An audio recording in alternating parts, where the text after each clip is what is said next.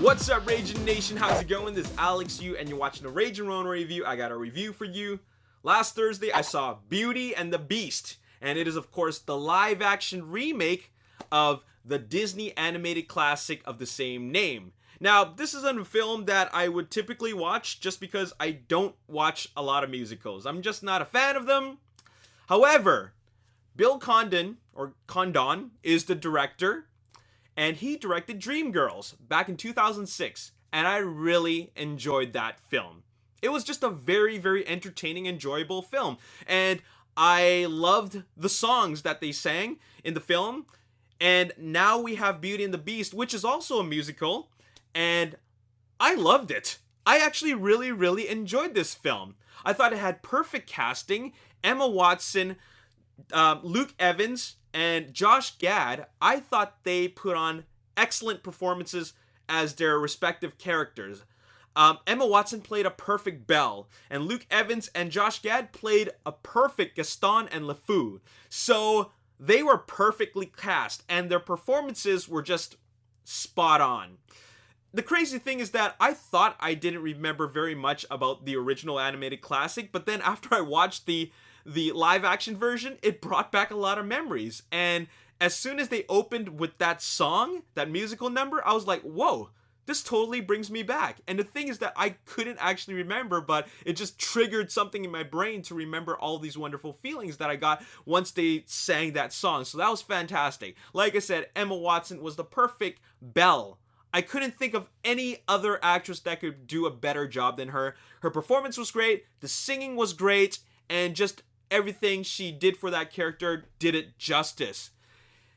What else was there that was great? I love the direction of the film. Bill Condon really did an excellent job getting the best performances out of the characters. He really studied Beauty and the Beast, and with him being a director of Dreamgirls, he at least has some experience with musicals, and he really knew exactly when to put in those musical numbers. I mean, the pacing was perfect. And of course, it had that very, very magical and Disney-like fantastical feel to it. So I love the tone of the film. I mean, there was a lot of humor thrown in here and there. It made the movie fun.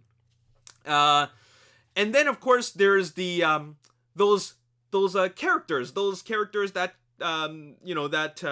are like pieces of furniture and things like the clock, like Cogsworth, and the lamp, and the candelabra, a lot of other things. You know what? Those characters were totally put to life, not just by the brilliant voice acting, but just the animation. Industrial Light and Magic, I think they're the ones that worked on the I think it's Industrial Light and Magic. I could be totally wrong. But anyways, the visual effects house, they did a fantastic job because they brought those characters to life. I mean, they're just pieces of furniture, but you totally care for their character. You feel for the characters, and you are totally invested in them. And whatever happens to them, you really hope that, they make it, they survive. So that was great about the character. Now let's bring it to the Beast. Let's talk about the Beast. Dan Stevens plays the Beast, and he does an excellent job. I won't say that he's the strongest character in the film, but I'd still gotta say that to have Emma Watson perform with the CG character was really, really well done. It was done very, very convincingly.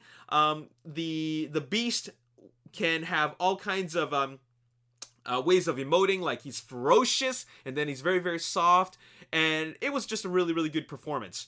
And I think it just felt like Beauty and the Beast translated into live action. It was like done as a carbon copy, and it was done perfectly.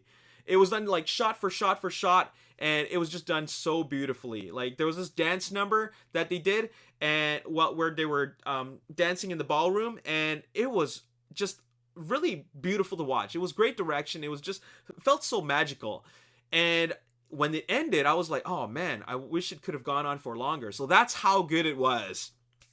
Anyways, there's really not much more I could say about this film. Like, I really had an unexpectedly good time. I thought it would just be like, oh, okay, you know, that was cool. But actually, I was pretty blown away. My expectations were exceeded.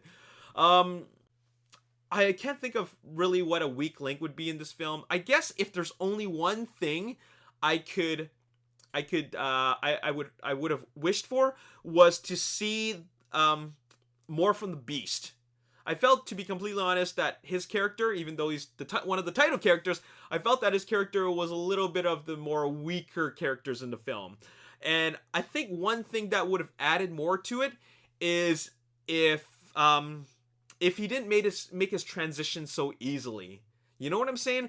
It almost felt like black and white in an instant, as in like he goes from ferocious and mean and then instantly he's soft. And I felt that that transition could have been a little bit more like bumpier as opposed to like so smooth. You know what I'm saying? And that's all I would say about it. I'm going to give it a 9 out of 10. 9 out of 10, very, very high score, and I think it's well deserved. It's an adaptation, so in no ways is it an original story, but it doesn't need to be. It's a live action remake of a Disney classic, and they did a good job with that. I watched it in IMAX 3D, and if you have an IMAX screen available to you, watch it in IMAX 3D. It's not only is it formatted for IMAX, but it's like the sound is great in the with the IMAX multi-tracks, as well as the picture. The aspect ratio is huge, so you feel like it's an immersive experience, and the 3D looked great. So I would highly recommend it in IMAX 3D if you get a chance. But besides that, 9 out of 10, I highly recommend this film.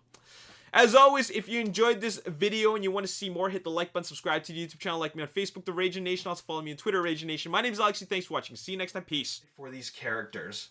I mean, we are really seeing another side of these characters that we've never seen before. I mean, we've always seen the relationship between Charles Xavier